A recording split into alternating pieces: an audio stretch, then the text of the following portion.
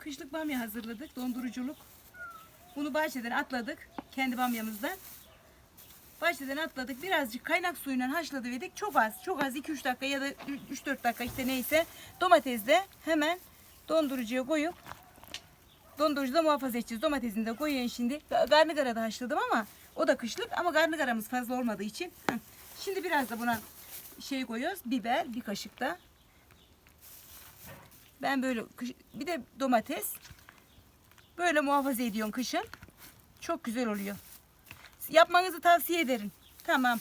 Bunu böyle dondurucuda kışın muhafaza ediyoruz.